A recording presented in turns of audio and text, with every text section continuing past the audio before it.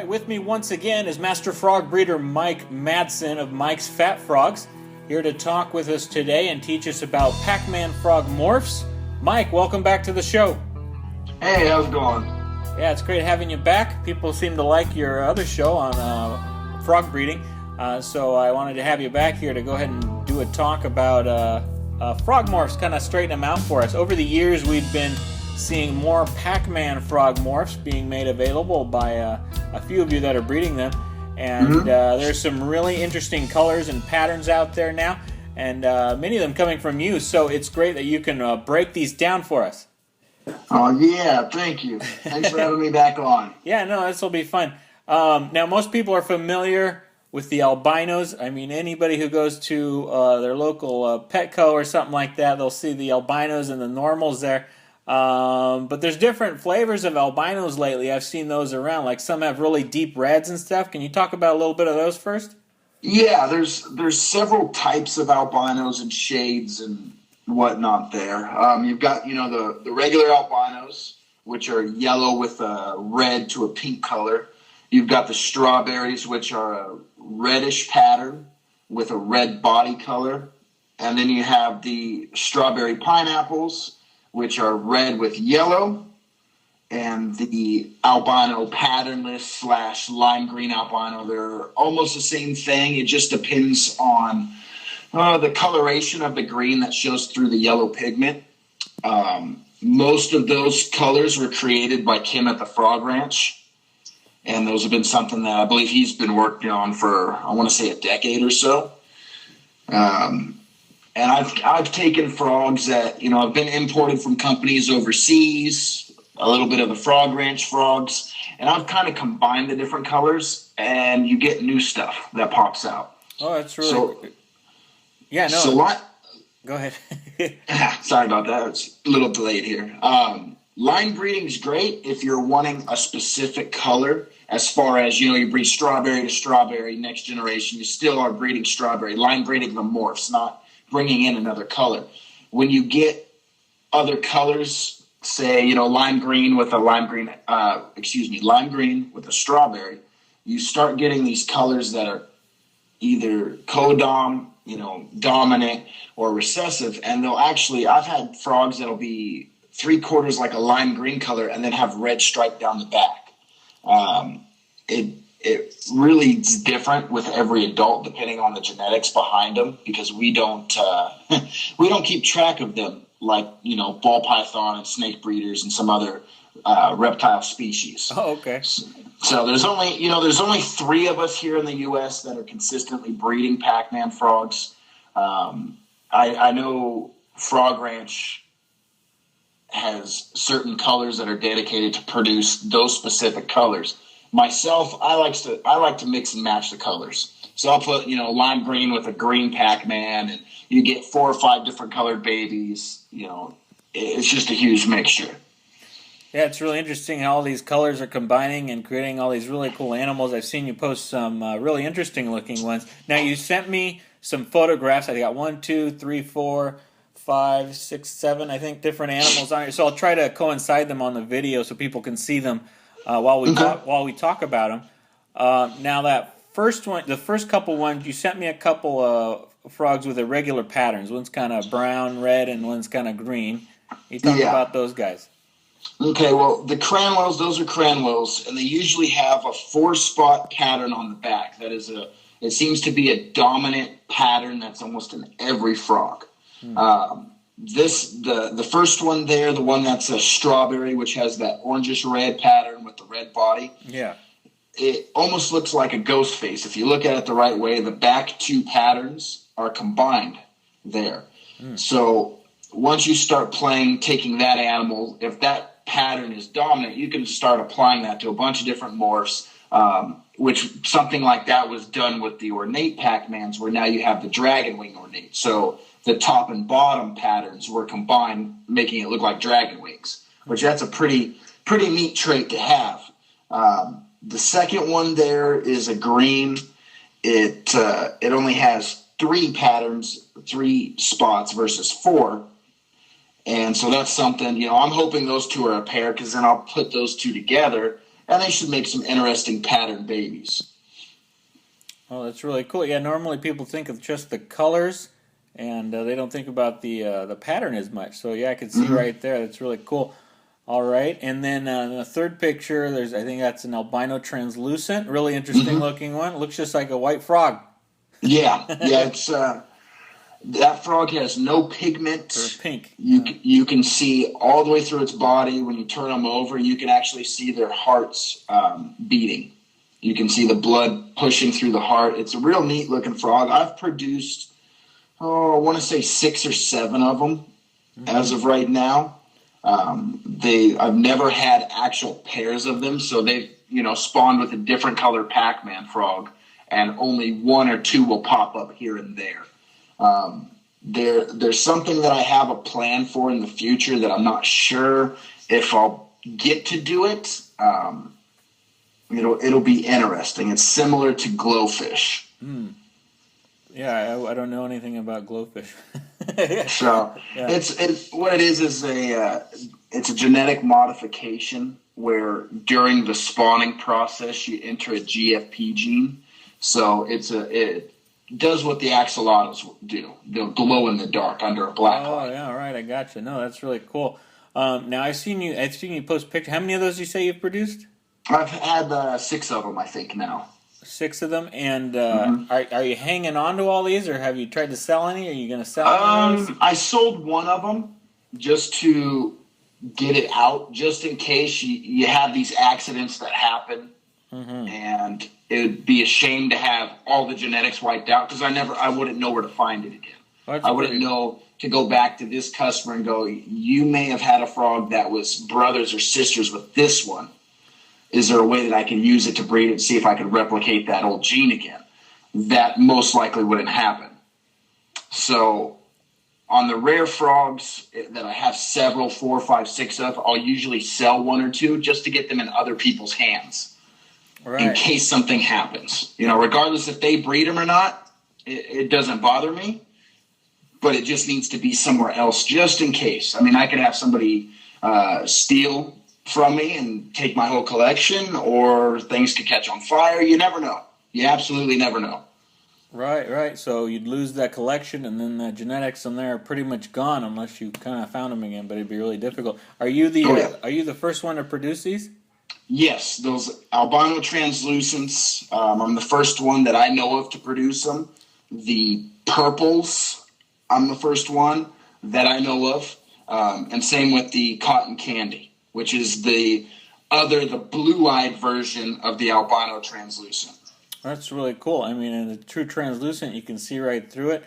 Yep. Have you raised any up to adults yet of those? Yeah. Okay. Yeah, there's, let's see, 1, 2, I'm looking at them now. There's a trio, 1 male, 2 females of the cotton candy.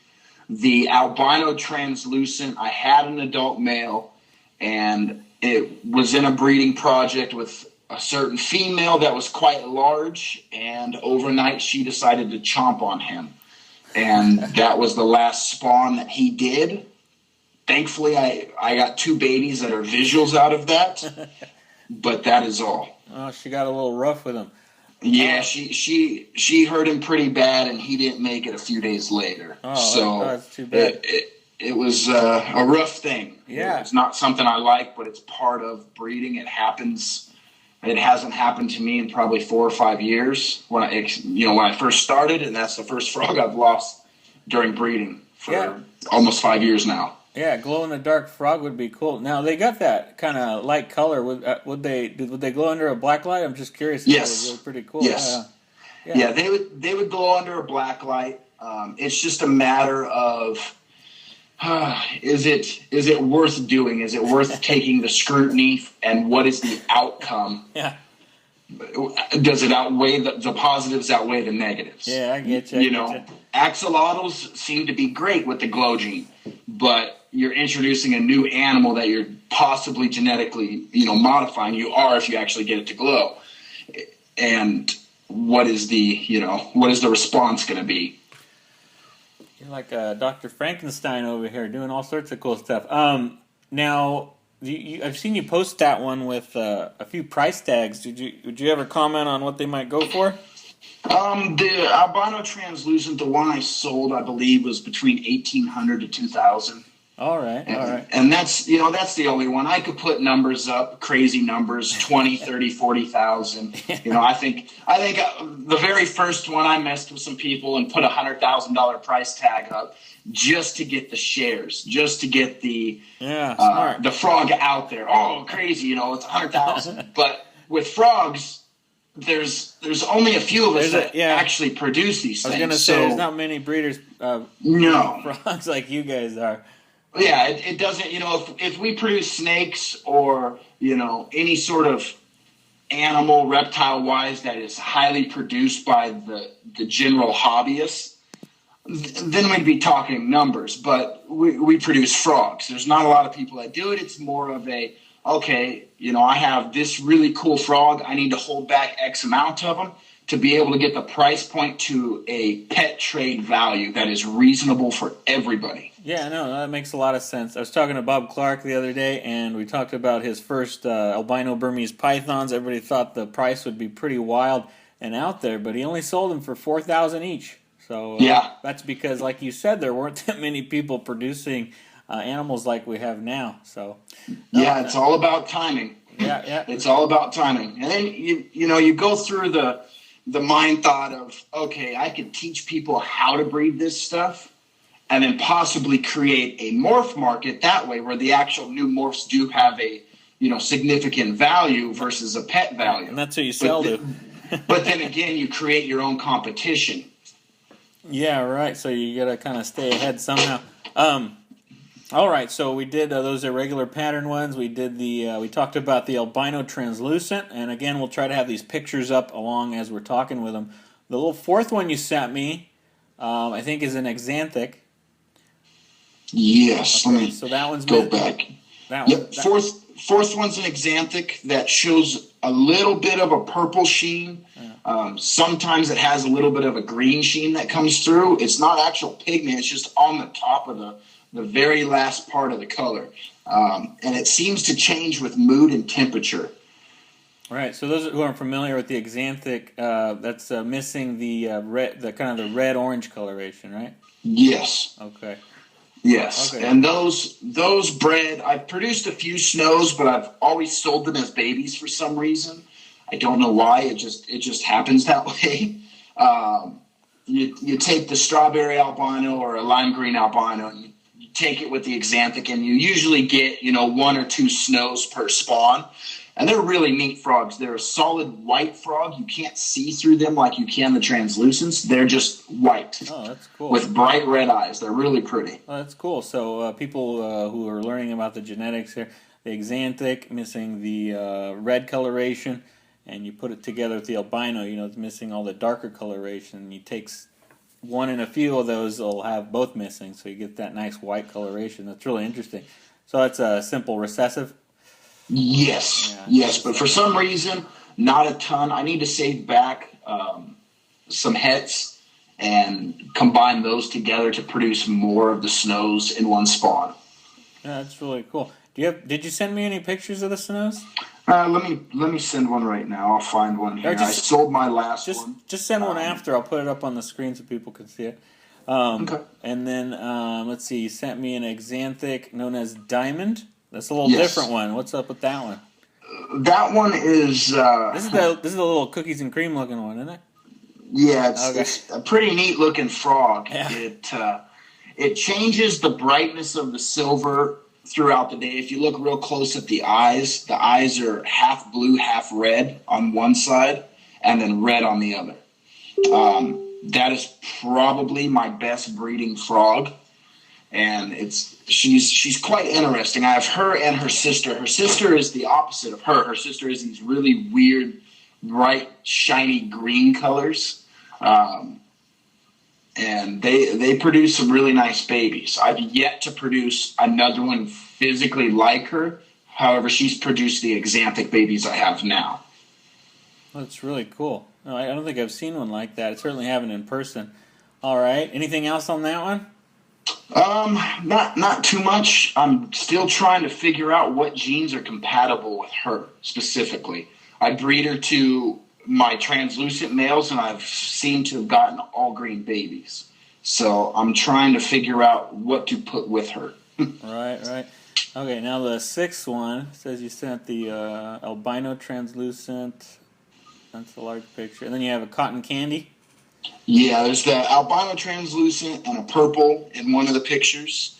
The purple's a interesting coloration. They are bright purple as babies. When they're adults, it depends on the mood. They go from a purple color to almost a chocolate, and then back to a purple. This is the one with the two frogs in it you sent, right? Yes, okay. Yes. Okay. And then the cotton candy is above. It has the white color with almost like a pinstriping through the body. Mm-hmm. And those I have a few of. Those are really neat frogs. They're really pretty frogs in person. Right, that is really cool. I mean, the pictures are really cool. It's neat to see them in person. Usually, I just see these frog morphs out at the shows with all sorts of different prices and stuff. Now, those are the ones you sent me, right? I don't think I missed any. Yes. Okay. Yep. Now, those are the ones I sent there. I've got some other weird stuff here that I have. I have a frog that has 6 legs that popped out. Once it gets bigger, it'll go to the shows with me and just be on a display. It's a real neat animal. Oh, yeah, that's cool. I've got a Pac-Man that is half black almost and half white. It looks like it has a saddle on its back, and then the rest of the body is white. I'll have to send you a picture of that one too. Oh, cool. Sounds like some weird dart frog, Pac-Man frog or something. Yeah. Yeah, here we go. And it's got bright blue eyes. It's a pretty neat little frog. All right. Oh, yeah, there it is. I can see it now. I'll put it up on the screen, too.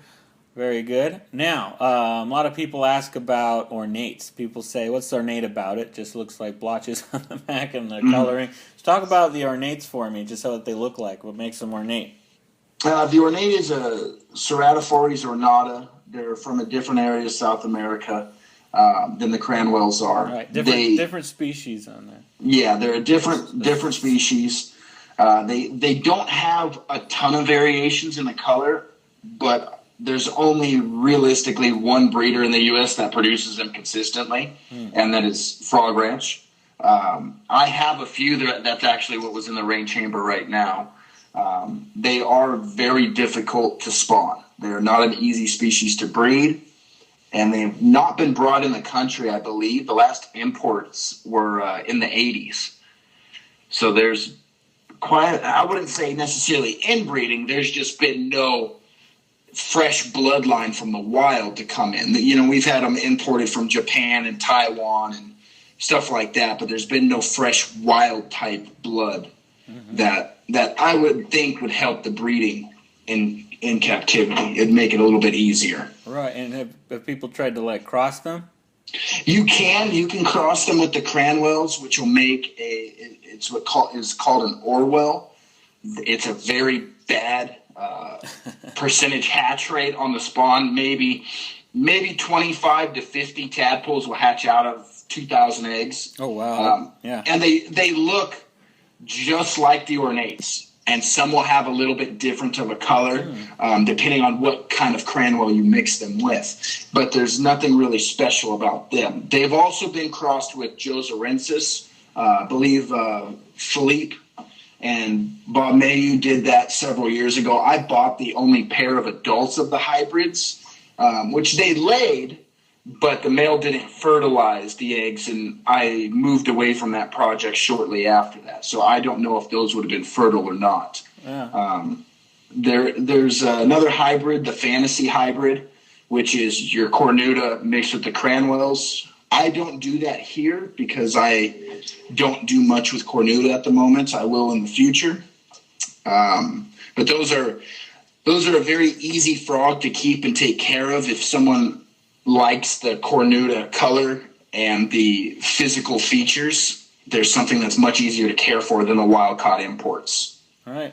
Now, just on the ornates, do you know what makes it more difficult for them? Are you guys still trying to figure out? You say only one company's breeding them, and maybe they figured it out, or is it just? Yeah. Kim's figured it out, no doubt. It's proprietary secrets that won't ever be released to the public per se. Yeah. So the rest of us have to learn by trial and error. There's all kinds of things that can play effect, water pH, the tannins, the temperature, the depth of the water for breeding, all sorts of things. Right. So you constantly have to try new things. I only have, a handful. I think I have just a half a dozen ornates here that I've just been tinkering with. So I tried 1 month, spawn doesn't work out, they don't breed. I have to wait 3-4 months again before I even try again. You know what it is? You got to have the right music. Exactly. Yeah. Exactly. I don't know if they like Barry White. We're going to have to find something else. Yeah, they might want a little something different. All right, what else? Oh yeah, people talk about samurais and blue frogs. Talk about those blue frogs. Yeah. Well, we'll say this politely. Yeah. There is not a blue frog. Yeah. There's not a genetically proven blue frog. You can color enhance the frogs. I will say there is a frog that does exist with a greenish blue body. And they have almost a mood swing that kind of sets off the bluish colors a little bit more some days than others. Those are called teal blue. The samurai blue, and it took several years to figure this out, especially when I first started because nobody else was breeding them. The samurai blue and their babies, they are bright blue. They have a special diet similar to what is done in fish, what was done back in the 90s. The Japanese did with the red factor canaries, making white canaries bright red by feeding them a shrimp diet. So when they go off of the diet, they start losing that color and going back to the natural color. And their offspring never produce those red babies because it is a diet enhancement. It has nothing to do with the genetics. I bought samurai blues probably for 3 years straight. Spent between 12 and 18,000. 15 of it was confirmed by Samurai himself, even though I spent more than that. I know that because I have paperwork for it. They were a false colored frog. Never produced a single blue. Several other people, friends of mine included, that had those frogs, tried to breed them. They got all green babies. My first group of blues, I was told, they take 3 to 4 weeks to color up. Send them out to the wholesalers, and they'll color up by the time they get to them in a couple weeks later. So I sent, 200 of these frogs to one of my wholesalers at $20 a piece. They were thinking they were going to be bright blue. I was thinking they were going to be turning blue from what I was told. And put it this way, I had to eat a whole bunch of money because they were not blue. They were just green with a weird, physical look on they're not your Frog Ranch line green. They were a little bit different, more of a peppermint green. So that's kind of where that lies, is there is no blue Pac-Man frog. There is a diet-enhanced frog, which how you do that is you take phycosin powder, which is a blue-green algae extract, and you mix it into the diet of the frogs. Now, you have to be careful because it will harm the liver, the kidneys, cause a lot of problems if you don't do it correctly, which is why if you look around, there was hundreds of these frogs being brought into the country. You look around now, you won't find a picture of a samurai blue for sale of an adult. You won't find one. Yeah. And for, hundreds of frogs being brought into the country, to have none appear as adults, kind of odd. But anyways, going back to how to create the bluish color with the diet is you take the phycosin powder, the blue-green algae extract, you mix it in with the diet, which will start decreasing the green and the yellow pigments and start increasing the blue. You also lack vitamin A in the diet. So you take the vitamin A out, which vitamin A is a yellow pigment. If you think of your color wheel, it's very simple. You add blue and yellow together, you get green. When you strip away yellow, all you're left with is blue. Yeah. And it works the same way with the frogs. I had to throw that out there for you. Yeah. I'm as polite as I can be about it, but it's good to be educational. I get asked about, that color all the time. People go, I don't see them anymore, blah, blah, blah, blah, blah. Yeah. There is a reason.